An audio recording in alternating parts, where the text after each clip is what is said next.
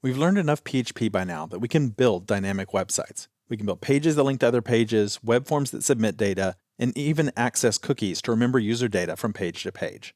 You can build a pretty good website using only these tools. You can even have features like user logins.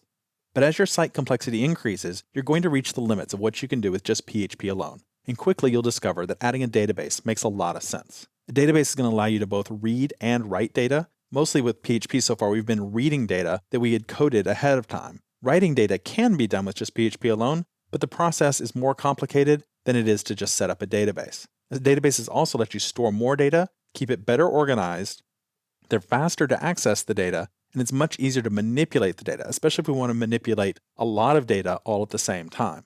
And perhaps most importantly, databases allow us to relate data to other data. That's why we often refer to them as relational databases. It's an important aspect, the fact that we have these relationships and we can work with our data in complex ways. Now, the database that we'll be using is going to be MySQL.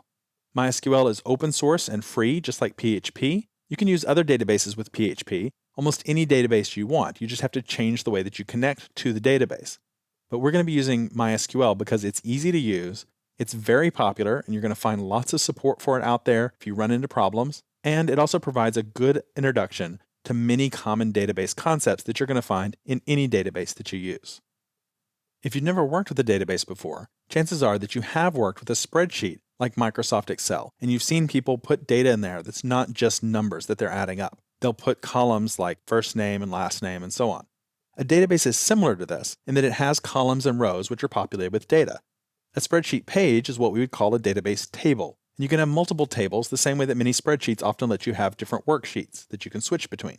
The spreadsheet columns are the table columns, and those are what define what data will be stored. For example, first name, last name, city, and so on. The rows are individual records. So if I have a database table that has 20 customers in it, then I have 20 rows. Each row has data in each of the columns. Now, while this can be a useful analogy, databases are not spreadsheets. A database can define and traverse relationships between tables. That's that relational aspect again, and it's very powerful. Spreadsheets don't give you that. The other big difference is that when working with databases, we're going to be issuing commands in order to interact with the database. With the spreadsheet, we have it all laid out in front of us in a visual medium where we can see all of those tables and rows and columns. Databases, we're not going to have that. We're going to be working with subsets of the data all the time. We can ask it to show us some of that information, but we're going to be issuing commands to pull back bits of the data or issuing commands to manipulate parts of the data. And perhaps it goes without saying, but spreadsheets are optimized for adding numbers. That's what they do best. Databases are optimized for working with data, and that's what they do best. Let's review some of the common database terms that we're going to be using so that you'll recognize them when I use them and to make sure that we're all on the same page about their meaning. The first, of course, is just database. We can have several databases running in MySQL at the same time. A database is a set of tables, and each database will contain its own set of tables, and different databases don't interrelate. So we'll typically have one database for one application. So we build our web application, it's going to connect to one and only one database. And we'll be building a CMS for a fictional company called Widget Corp. And access permissions to our data are typically granted at the database level. Next, we have our table. A database is a set of tables, so a table is going to be a set of columns and rows, just like we saw when we used the spreadsheet metaphor.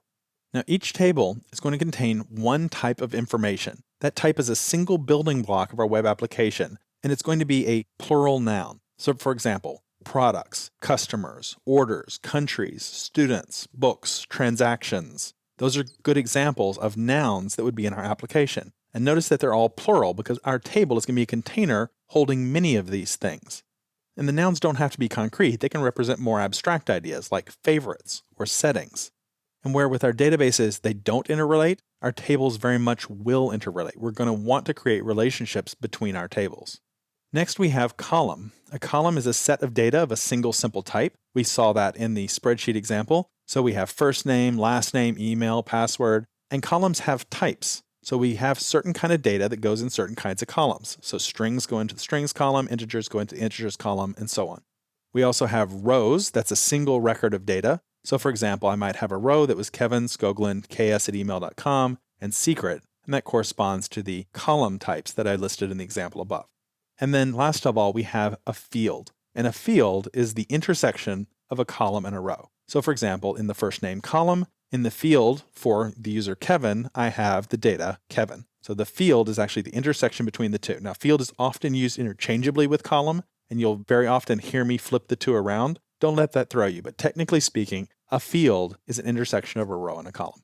The next important term to know about is index. An index is going to be a data structure on a table that's going to increase the speed of lookups in that table. It's part of what makes databases really well suited to work with data, is the fact that we have something like this that can speed up our access. It works a lot like the index at the back of a book. You thumb to the index, you look up the reference that you're looking for, it tells you what page, and you go directly to that page. Indexes work the same way.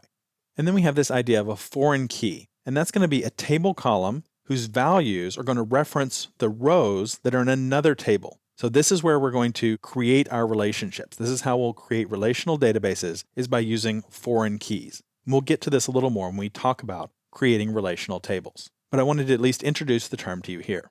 And then last of all, I want us to make sure that we understand what CRUD means. C-R-U-D is an acronym that stands for the four most basic operations that we do with databases. So we have create, read, update, and delete.